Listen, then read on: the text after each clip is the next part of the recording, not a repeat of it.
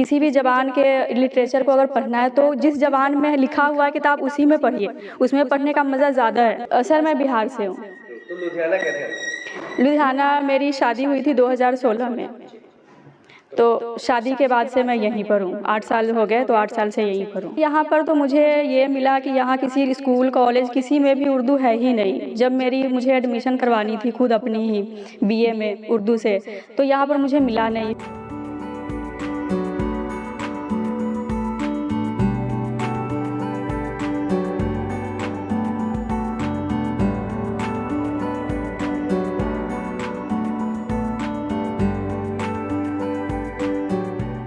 Sir मैं 5 साल से यहाँ पर नौकरी कर रही हूँ और मैं पंजाबी के साथ उर्दू सिखाती हूँ। मुझे पंजाबी वैसे बोलने नहीं आता क्योंकि मेरी मातृ लैंग्वेज नहीं है।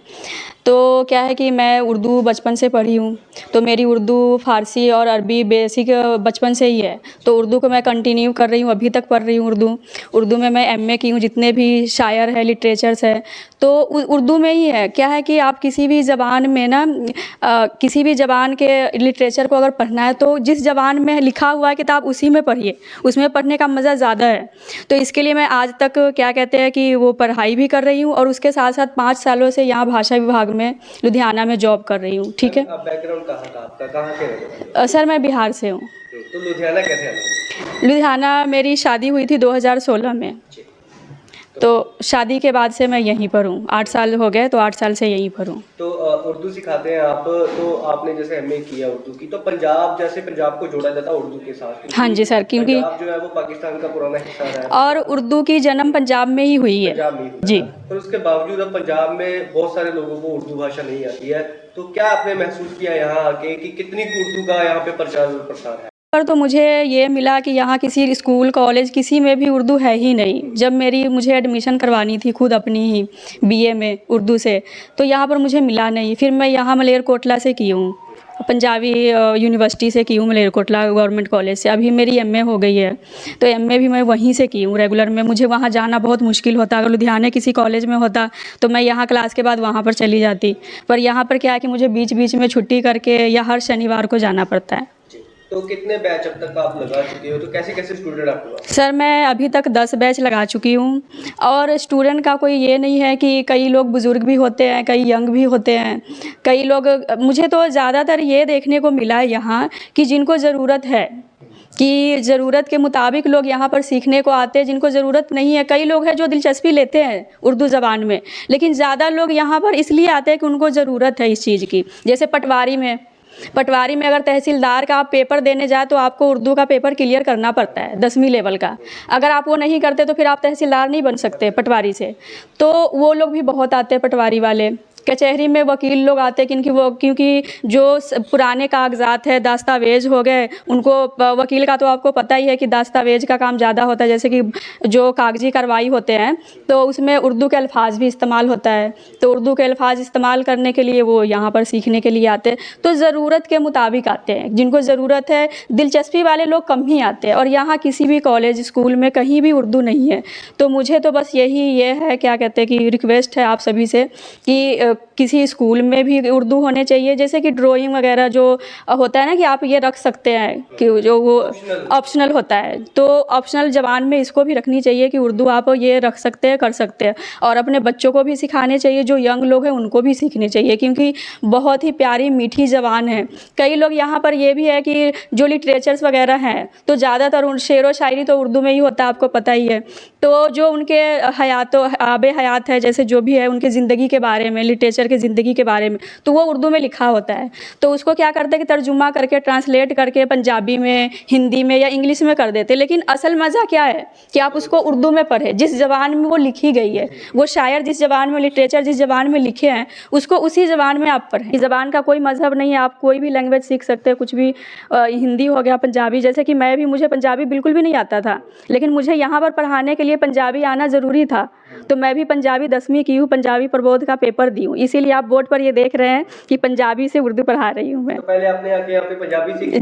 जी, मैं साथ ही पहले सिखाती थी हिंदी में, जब मुझे नहीं आता था। पर मैं 1 साल में सीख के पेपर दे के फिर मुझे अब ये एक्सपर्ट हो गई हूँ, मैं सिखा देती हूँ। तो ज्यादातर बच्चे जैसे अलग अलग एज कैटेगरी के आपके पास आते हैं, जी। तो जैसे कुछ बुजुर्ग भी आते हैं आपके पास सीखने के लिए, हाँ जी सर। तो उनकी चाहे आईक्यू लेवल थोड़ा कम रहता है, मतलब थोड़ा कम पकड़ जी, पाते जी। हैं, तो उनको सिखाना कितना मुश्किल रहता है आपके लिए, चैलेंज रहता है? सर ये तो बहुत चैलेंज वाली बात है, ऊपर से कि अपने से बहुत उम्र के लोग बुजुर्ग आ गए हैं, तो उनको सिखाना तो बहुत ही मुश्किल काम है, वो आसान है नहीं, क्योंकि जो लोग यंग है वो तो जल्दी कवर कर जाते हैं, उनको ज़्यादा समझाना भी नहीं पड़ता है। लेकिन जो बुजुर्ग है उनको अलग से स्पेशल मैं आधे घंटे या 1 घंटे रुक के क्लास के बाद फिर उनको बताती हूँ कि अंकल जी ये ऐसे करना है, ये ऐसे लिखना है। ये कई लोग होते हैं जिनको ऊँचा सुनते भी हैं, तो उनको सिखाना और भी मुश्किल है। उनको मैं पहले ही पंजाबी में लिख के फिर उसको उस हिसाब से समझाती हूँ। जैसे कोई रूल आ गया कि ये रूल फॉलो करनी है तभी आप ये आगे का कंटिन्यू काम कर सकते हैं, तो फिर वो रूल पंजाबी में मैं बोर्ड पर लिख देती हूँ। फिर उनके कॉपी पर जाके एक एक करके कि ये शक्ल ऐसे, अलिफ ऐसे लिखेंगे, बे को ऐसे शक्ल बनाएंगे, जीम को ऐसे, दाल को, सीन को ऐसे लिखेंगे, तो इस हिसाब से बता के हाथ पकड़ के लिख के, और रोज़ ही ये काम चलता रहता है। जो यंग लोग हैं वो तो बोर्ड से कर लेते हैं, बोर्ड पर जो लिख दिया वो कर लिए, वो समझ जाते हैं। लेकिन जो बुजुर्ग लोग हैं उनको थोड़ा मुश्किल होता है कि उनको अलग से क्लास लगानी पड़ती है, क्लास तो देनी अभी पड़ती है। आपका मोटिव क्या है, जैसे आपने एमए कर लिया उर्दू की, आगे क्या आपका मोटिव है, क्या करना चाहते हैं आप? सर मैं उर्दू में मैं सोच रही हूँ कि अभी यूजीसी नेट पेपर क्लियर करूँ और मुझे किसी यूनिवर्सिटी में लगना है प्रोफेसर। मैं बस यही सोच रही हूँ, बस आगे का मेरा यही है।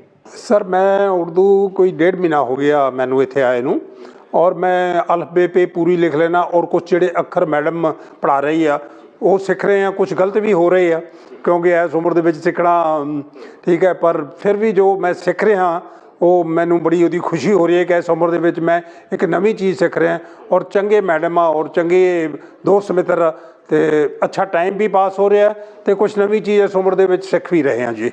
ਕਿਵੇਂ ਮਨ ਦੇ ਵਿੱਚ ਆਇਆ ਸਰ ਕਿ ਉਰਦੂ ਸਿੱਖਣੀ ਚਾਹੀਦੀ ਹੈ? ਉਰਦੂ ਸਰ ਇੱਥੇ ਇੱਕ ਪੇਪਰ 'ਚ ਆਇਆ ਸੀ, ਨਿਊਜ਼ਪੇਪਰ 'ਚ ਆਇਆ ਸੀਗਾ ਇੱਦਾਂ ਵੀ ਸੀਨੀਅਰ ਸਿਟੀਜ਼ਨ ਜਾਂ ਜੋ ਕੁਛ, ਅਤੇ ਫਿਰ ਮੈਂ ਥੱਲੇ ਡਾਕਟਰ ਸਾਹਿਬ ਨਾਲ ਸੰਪਰਕ ਕੀਤਾ, ਉਹਨਾਂ ਨੇ ਮੇਰਾ ਇੱਕ ਫਾਰਮ ਭਰਿਆ ਅਤੇ ਉਹ ਕਰਕੇ ਉਹ ਕਹਿੰਦੇ ਜੀ ਤੁਸੀਂ ਆ ਸਕਦੇ ਆ, ਅਤੇ ਫਿਰ ਮੈਂ ਆਪਦਾ ਜਿਹੜਾ ਕਰਕੇ ਫਾਰਮੈਲਿਟੀ ਕਰਕੇ ਆ ਗਿਆ। ਅਤੇ ਦੂਜੀ ਗੱਲ ਹੈ ਕੋਈ ਇਹਦਾ ਚਾਰਜ ਨਹੀਂ ਹੈ, ਮੈਂ ਤਾਂ ਇਹ ਕਹਿੰਦਾ ਵੀ ਚਾਰਜ ਕਰਨਾ ਚਾਹੀਦਾ ਥੋੜ੍ਹਾ ਬਹੁਤਾ ਕਿ ਕੁਝ ਫੰਡ ਆਵੇ, ਅਤੇ ਫਰੀ ਮਤਲਬ ਬਿਲਕੁਲ ਇਹ ਸਾਨੂੰ ਐਜੂਕੇਸ਼ਨ ਆ। ਔਰ ਦੂਜੀ ਗੱਲ ਹੈ ਟੈਕਨੀਕ ਆ ਜਿਹੜਾ ਪੜ੍ਹਾਉਣ ਦਾ ਤਰੀਕਾ ਹੈ ਉਹ ਵੀ ਮੈਡਮ ਦਾ ਚੰਗਾ ਹੈ, ਕਿਉਂਕਿ ਸੀਨੀਅਰ ਨੂੰ ਪੜ੍ਹਾਉਣਾ, ਇੱਕ 79-80 ਈਅਰਸ ਵਾਲੇ ਬੱਚਿਆਂ ਨੂੰ ਪੜ੍ਹਾਉਣਾ, ਹੁਣ ਇਹ ਮੈਡਮ ਆ ਸਾਡੀ ਬੇਟੀ ਵਰਗੀ, ਬੇਟੀ ਤੋਂ ਵੀ ਛੋਟੀ ਆ, ਤੋ ਇਟ ਇਜ਼ ਬੋਥ ਵੇ। ਅਸੀਂ ਵੀ ਉਹਨਾਂ ਦੀ ਬੜੀ ਰਿਸਪੈਕਟ ਕਰਦੇ ਹਾਂ ਕਿਉਂਕਿ ਟੀਚਰ ਉਹ ਟੀਚਰ ਦੀ ਉਮਰ ਤਾਂ ਦੇਖੀ ਨਹੀਂ ਜਾਂਦੀ, ਉਸਤਾਦ ਆ ਸਾਡੇ, ਅਸੀਂ ਸਿੱਖਦੇ ਹਾਂ, ਅਤੇ ਉਹ ਵੀ ਸਾਡੀ ਬਹੁਤ ਰਿਸਪੈਕਟ ਕਰਦੇ ਆ, ਅਤੇ ਇਸ ਕਰਕੇ ਬੜਾ ਅੱਛਾ ਮਤਲਬ ਸਾਨੂੰ ਸਿੱਖਣ ਦੇ ਵਿੱਚ ਬੜਾ ਅੱਛਾ ਲੱਗ ਰਿਹਾ। ਅਖਬਾਰ 'ਚ ਖਬਰ ਆਈ ਸੀ, ਉਹ ਦੇਖ ਕੇ ਇੱਥੇ ਦਫ਼ਤਰ 'ਚ ਮਿਲੇ ਅਸੀਂ, ਉਹ ਕਹਿੰਦੇ ਵੀ ਕੋਈ ਵੀ ਉਮਰ ਦਾ ਕੋਈ ਵੀ ਬੰਦਾ, ਚਾਹੇ ਬਿਜ਼ਨਸਮੈਨ ਹੈ ਕੋਈ ਹੈ, ਵੀ ਸਿੱਖ ਸਕਦਾ ਹੈ। ਉਸ ਤਰ੍ਹਾਂ ਸਿੱਖਣ ਆ ਗਏ ਜੀ ਇੱਥੇ। ਸਰ ਕਿੰਨੀ ਕੁ ਹੁਣ ਤੱਕ ਸਿੱਖ ਲਈ, ਕਿੰਨੇ ਕੁ ਅੱਖਰ ਲਿਖਣ ਲੱਗ ਗਏ ਹੋ? ਅੱਖਰ ਤਾਂ ਸਾਰੇ ਹੀ ਲਿਖ ਲੈਂਦੇ ਹਾਂ, ਛੋਟੇ ਬੜੇ ਸਾਰੇ ਲਿਖ ਲੈਂਦੇ ਹਾਂ। ਅੱਛਾ, ਪੰਜਾਬੀ ਜਿਹੜੀ ਹੈ ਆਪਣੀ ਪੁਰਾਣੀ ਭਾਸ਼ਾ, ਉਰਦੂ ਵੀ ਪਹਿਲਾਂ ਸਕੂਲਾਂ 'ਚ ਪੜ੍ਹਾਈ ਜਾਂਦੀ ਸੀ, ਤੁਸੀਂ ਕਦੇ ਸਕੂਲਾਂ 'ਚ ਉਰਦੂ ਪੜ੍ਹੀ ਜਦੋਂ ਛੋਟੇ ਹੁੰਦੇ ਪੜ੍ਹਦੇ ਸੀ? ਨਹੀਂ ਜੀ ਨਹੀਂ, ਬਿਲਕੁਲ ਹੀ ਨਹੀਂ ਪੜ੍ਹੀ। ਸਾਡਾ ਜਨਮ 49 ਦਾ, ਆਜ਼ਾਦੀ ਤੋਂ ਬਾਅਦ ਦਾ। ਆਜ਼ਾਦੀ ਤੋਂ ਬਾਅਦ ਦਾ। ਤੇ ਹੁਣ ਉਰਦੂ ਭਾਸ਼ਾ ਨੂੰ ਕਿੱਦਾਂ ਪਿਆਰਦੇ? ਭਾਸ਼ਾਵਾਂ ਸਾਰੀਆਂ ਹੀ ਪਿਆਰੀਆਂ ਨੇ ਜੀ, ਕੋਈ ਭਾਸ਼ਾ ਮਾੜੀ ਨਹੀਂ ਹੈ। ਤੁਸੀਂ ਗੁਜਰਾਤ 'ਚ ਜਾ ਕੇ ਦੇਖੋ, ਉੱਥੇ ਗੁਜਰਾਤੀ ਵਧੀਆ ਲੱਗਦੀ ਹੈ। ਅਰਬ ਕੰਟਰੀ 'ਚ ਜਾਓ, ਅਰਬੀ ਵਧੀਆ ਲੱਗਦੀ ਹੈ।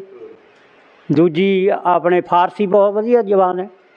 ਜ਼ਬਾਨਾਂ ਸਾਰੀਆਂ ਚੰਗੀਆਂ ਨੇ ਜੀ, ਕੋਈ ਮਾੜੀ ਨਹੀਂ ਹੈ। ਉੱਥੇ ਦੇ ਜੰਮਪਲ ਜਿਹੜੇ ਬੱਚੇ ਨੇ ਉਹਨਾਂ ਨੂੰ ਪੁੱਛ ਕੇ ਦੇਖੋ ਵੀ ਉਹਨਾਂ ਦੀ ਜ਼ਬਾਨ ਕਿਹੜੀ ਹੈ, ਉਹਨਾਂ ਨੂੰ ਉਹੀ ਚੰਗੀ ਲੱਗਦੀ ਹੈ ਜਿੱਥੇ ਉਹ ਰਹਿ ਰਹੇ ਨੇ। ਹੁਣ ਉਰਦੂ ਦਾ ਅਖਬਾਰ ਪੜ੍ਹਦੇ ਹੁੰਦੇ ਹੋ? ਨਹੀਂ ਹਜੇ ਬਿਗਨਰ ਹੈ, ਨਾ ਹੀ ਨਾ। ਬਿਗਨਿੰਗ ਹੋਈ ਹੈ। ਨੀਮ ਹਕੀਮ ਖਤਰਾਏ ਜਾਨ, ਅਜੇ ਤਾਂ ਹਕੀਮ ਅਸੀਂ ਨੀਮ ਹਾਂ।